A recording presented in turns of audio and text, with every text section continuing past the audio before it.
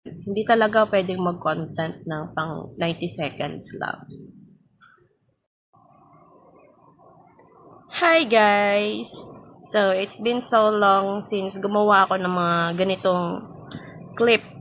And ito try natin yung trending hard-boiled eggs with kimchi on top or whatever kung ano yung gusto, paano gusto kainin. Basta gusto kong i-try since meron naman akong kimchi dito. Well, yung kimchi, nagaling yon kay Chicharon Ayam. Hanapin niyo yung Facebook niya, masarap siya gumawa ng kimchi. Tapos, syempre, pag wala yung aking darling, eto lang yung aking kapehan. Lang yung mug. Black coffee. Gusto ko na matamis, kaya nilagyan ko lang na equal sweetener. Yung classic. So, without further ado, ito yung ano natin. Try natin. Buong kimchi ba? Ay, buong kimchi. Buong egg ba? Baka mas lalo tayo maging matalino dito. So, try ko lang kasi connected kasi siya sa word na terzi or terzipatide. Gamot yon to control type 2 diabetes and parang maganda yung ano niya, effect niya. So, yung iba, nag-trend ng ganito. So, tikman natin. Tara, kain. Kainin ko na lang lahat ng buo. Ganon.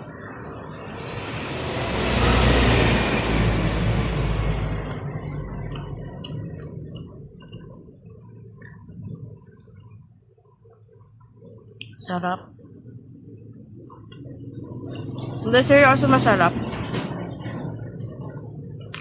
Hindi siya ganon ka asim. Fermented na po yung kimchi ko. 3 weeks na yata ito mahigit or 1 month na. Don't talk when your mouth is full.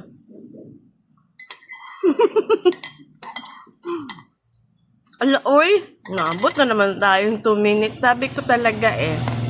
Fast forward na lang natin ito siguro, no? Ayun. So,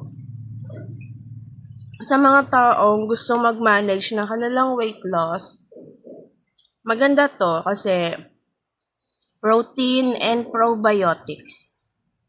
Tignan natin hanggang kailan ako busog. Okay? Kasi daw, full siya. So, bakit laging hard-boiled eggs or any combination? Basta may itlog ako sa morning. It's because 11 days na si Happy on their training sa barf. We wake up at around 3 a.m. or so.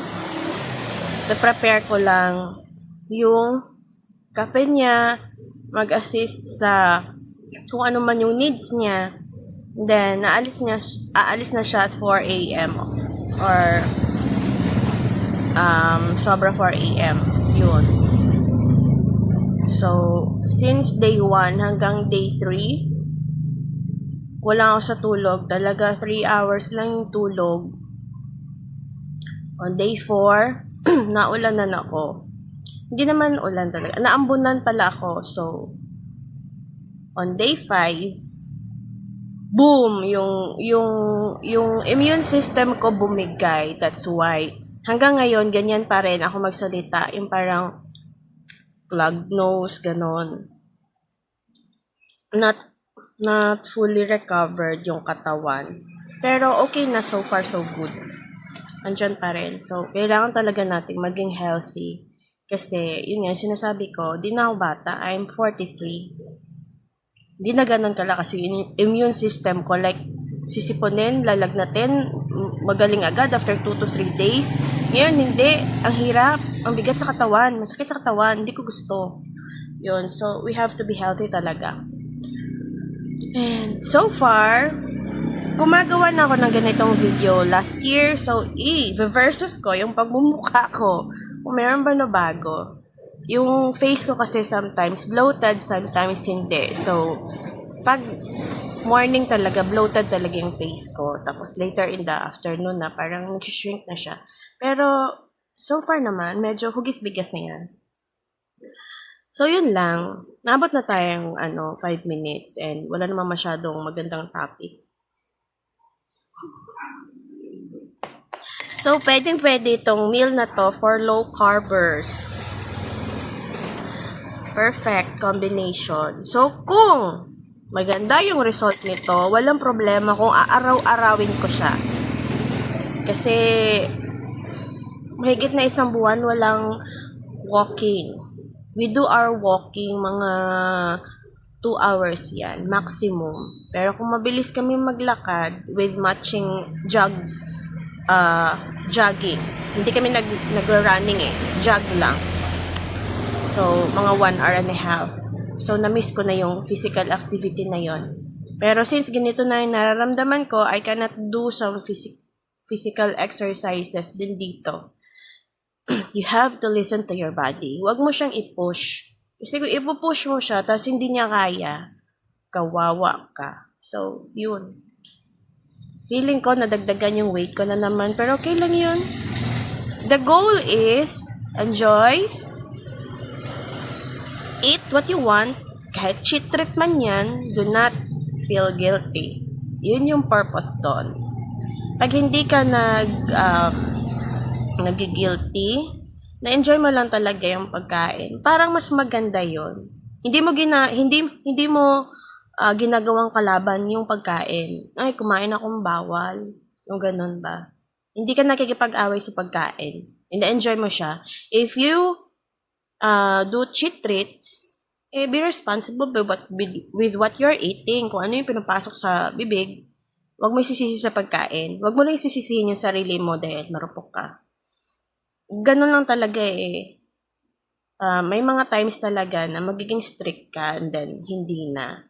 Pero at the end of the day, responsible ka and yun, tinitignan mo na mabuti kung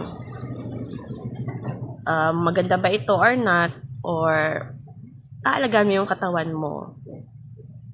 Mas mabilis yung transformation for me kung hindi ako nag-guilty, ina-enjoy ko yung cheat treats, at the same time, kasabay yung light physical activity.